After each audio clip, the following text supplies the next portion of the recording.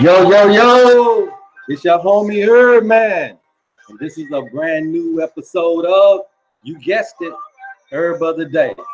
And today we got a double whammy for you guys.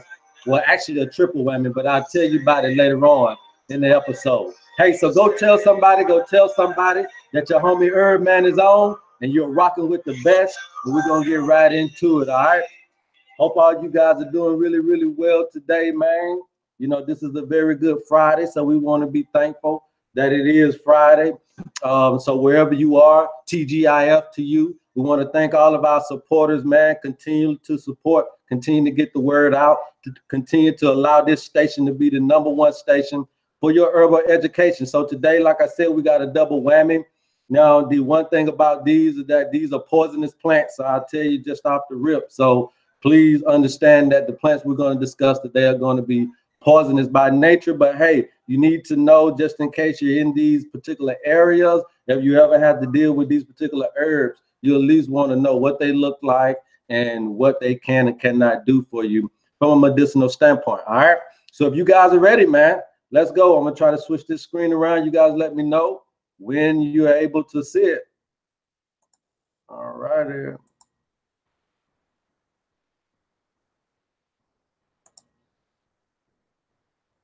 All right. So again, you're rocking with the best. I'm your host, HerbMan, and this is the Herb of the Day show. So let's get right into what is our herb of the day. All right. So our herb of the day is black bryony and white bryony.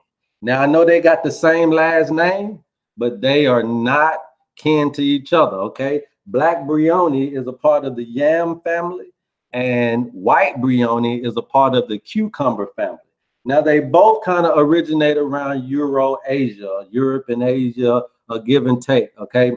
And they're both perennials, and they both come from tropic areas, and they both kind of grow around the 2 to 4 meter height, okay? So we just want to get that stated right there. Now, again, these are not plants that are kin to each other, but as you can see, they look almost alike. So how can you tell? That's why we do these videos, so that you guys could look at the leaves. The leaves are going to be the signatures of every plant.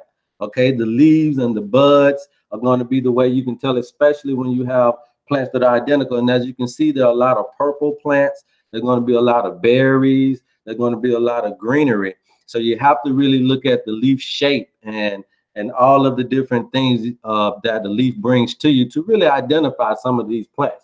Now, what is the historical use of black bryony? As we can see, it also goes by the common name of blackeye root, okay? But the scientific name is Tamus communis, okay? Tamus communis, all right? Now, particularly this root, this plant, we deal with the root, okay? But as you can see, this is not used internally because it is poisonous, okay? Now, this contains a steroidal spirostane glycoside, okay? And pretty much the action of this is a rubefacient action, okay? Now, rubefacient actions are pretty much herbs that increase the blood circulation as soon as you touch the skin. So you'll be able to feel it. You'll be able to see it too. Maybe your skin will get red just by touching it, okay? And which is why it would be considered a bruise healer, because it would bring circulation to a particular bruise, okay? So everything can work for every reason. Just because I said it's poisonous doesn't necessarily mean you can't utilize it. You just need to understand how, okay? So that's the only point to it. And it also is a resolvent, okay? So a resolvent is pretty much something that you use to complete something. So when you know all else fails, this is the kind of stuff that you would probably want to know something about, all right?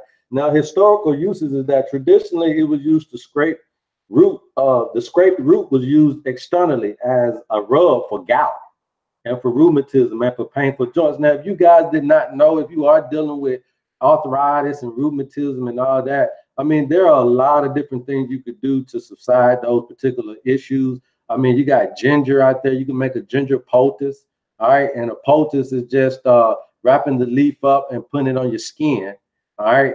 And then allowing it to kind of heat up and dry. You got to keep it warm and all that type of stuff and keep yourself warm. And you'll see that your arthritis can go away.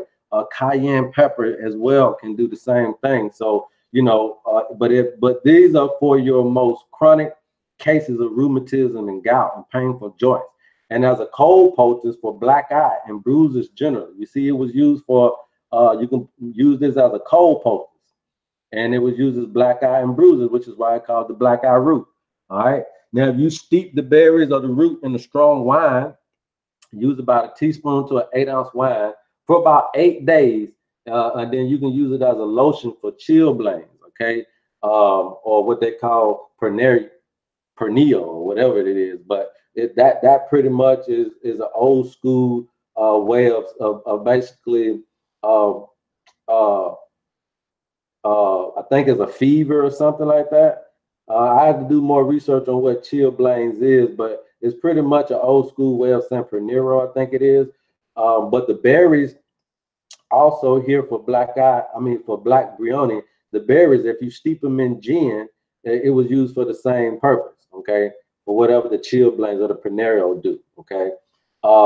So, you know, if you're dealing with something like that, hey, maybe it is, but I would always consult my physician, especially, you know, when you're dealing with a poisonous plant here. All right, now some of the recommended preparations for black Bryony would be to do it in a tincture form, which would definitely make it potent. And you're going to do 1 part pulp of the berry to 5 parts alcohol. All right, you allow it to macerate for about 8 days. You'll strain it, and then you can only use it for external uses. Okay, you can use it also as a cream, the Tamus cream or the ointment. And you can also use the pulp fresh root as a poultice for the chilblains or gout. Okay, so those are some of the ways that they use the plant, although it is still poisonous. Okay, so that's what you want to know and understand about some of these plants. You don't have to be scared of them because we say it's poisonous. All right, but understand that you definitely want to make sure that you are around a professional when you're dealing with this. It's not something that you can just go pick and go get and go do and thinking that you're going to be okay. All right, now what is its neighboring partner that is not kin to? And it's called white Bryony. Okay, now white Bryony has another nickname, and it's called wild vine. All right, but the scientific name for white Bryony is Bryonia. All right, Bryonia alba. Okay, now the thing about Bryonia alba is that this one has been used internally, but it is still a poisonous plant. Okay, so this contains cucurbitacins. All right, and we're also going to be talking about the sliced dried root here. Okay, but you can see a little difference here with the plant as well. If you look up in the upper right corner to the flower there, you can already see the differences. So if you can't tell the differences from the fruit, you can tell the differences from the leaves and the plants, and that's why you need to know that. All right, so now what are some of the historical aspects of it and what are the actions? All right, the actions of it is that it acts like a diaphoretic. All right, and that's going to be good at making you sweat. So this thing is going to raise your temperature up and makes you sweat. It also has an expectorant action, which is going to allow you to cough up all the phlegm and mucus out of your lungs. But it acts as a powerful hydrargygue. Now, a hydrargygue is not something that you just want to look over here. Now, this means that this herb pretty much will make you, when you go to the bathroom, you'll have a lot of water, excess water, maybe even blood, you know. But what it does is it just makes your diarrhea profusely, and you may have water, you may lose a lot of water, a lot of blood when you're doing this. So that's why you want to be careful with these poisonous plants. It also is an emetic. All right, so emetic is going to make you vomit.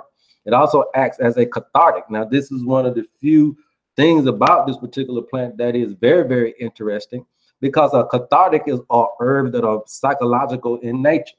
It's almost like ayahuasca. If you ever had that, it's a psychological particular aspect to it that take you up through there, so to speak. You all right? So it does have that cathartic aspect, and also too, because it's a hydrargygue, those are normally cathartics that will make you go to the bathroom like that, make your bowel overflow like that with fluids. Okay, but this also acts as an anti-tumor. All right, so that's a good aspect. It also acts as an anti-rheumatic, almost like the black Bryony.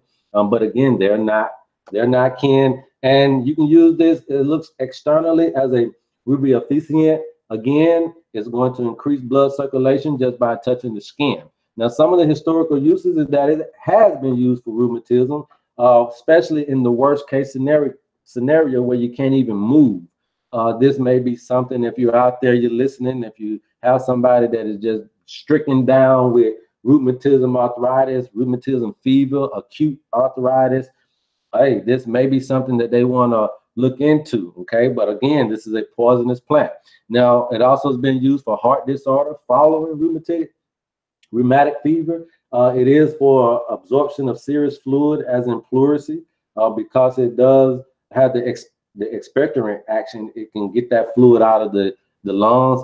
Congested bronchi and lungs, synovitis. Synovitis is when you have inflammation in your joints, and it's kind of like the cartilage in there. And so when you have real painful joint pain, sometimes it could be what is called synovitis, when you're having a inflammation of the synovital gland right there that actually secretes what you need to keep it lubricated, and that can be a problem. It can cause a lot of pain. Also, too, malaria, zymotic diseases. Zymotic diseases is just another name for contagious diseases. So a lot of times when you see real poisonous plants, they're really good at getting to the infectious and really bad diseases like HIV and all these types of things. So you may want to look into poisonous plants if you have a real chronic issue or illness. Now, also, too, it says that it historically has been combined with black cohosh for muscular pain, also for tenderness in the spinal vertebrae. All right. It also has been combined with poke root for inflammation of the breast or testicles. All right. Now, the recommended ways that they say to prepare it is owing to difficulty of the layman to dispense accurately dosage of powder or decoction. Use is best confined to liquid extract or tincture. Small doses frequently repeated. Large doses avoid because it is a poisonous plant. They recommend a liquid extract, excuse me, 10 drops in 4 ounces of water. You can dose 1 teaspoon every half hour if you're dealing with something. Also, too, they recommend a tincture format. You can dose it. You do that 2 teaspoons every half hour for acute cases only. For chronic cases, you want to do about 3 times a day. All right. Now, again, this has also been used externally as a, you can use the tincture for a lotion. Okay. But remember that I am not a doctor, nor am I a physician. So please consult your physician before utilizing anything you see on our channel. But for that matter, we say research everything before you put it into your body. And that's just the bottom line, because yeah, we're telling you that this is a poisonous plant. But again, sugars are, you know, doing things. I'm not saying sugar is poison, but some of the things that sugar is doing to us. Alcohol is poisonous, and you still do that. There are things in cigarettes that are poisonous, but we still smoke them. So hey, just because it's poisonous doesn't mean it can't be utilized. Now, here's a beautiful picture of both of these plants, and you can see how they are similar with the berries, but how they are different with the leaves, okay? And one is, again, part of the yam family, which would be black Bryony, and the other is part of the cucumber family, which would be your white Bryony, okay? So I would stick to the regular schedule program on these, and I would just stick with using them for pain, for rheumatism, arthritis. Some of these have been known for urinary tract infection, because a lot of times that's a yeast infection, and these are going to be very good for anything to do with yeast. Now, I would say if you have a yeast infection personally from leaf of violet essentials, we would suggest you go and get some olive leaf extract, okay? Olive leaf extract if you're having issues with yeast infection or yeast buildup in the body, okay? That's just a little tidbit of information for you guys. Hey, look, and we want to thank all of you guys for continuing to support the channel. You can always stay connected and join the family with us via Instagram at Leaf of Violet Essentials INC. And also, too, you can follow us on Facebook at Leaf of Violet Essentials INC, as well as hit that subscribe button on YouTube. And again, you can always be our friend and follow us on Twitter at Love HerbMan, man. So we want to thank all of you guys. Let me switch this back around here. Want to thank all of you guys for the love and support, man. And we hope that you have a great weekend. Hey, look, I'm going to put out another video that's going to be very, very important. And it's called Know Thyself, okay? And I feel like once we get to know ourselves, we'll begin to know how to treat ourselves, okay? Till next time, man, we love you. And I'm your homie HerbMan. And there's absolutely nothing you can do about it. Peace. Yes.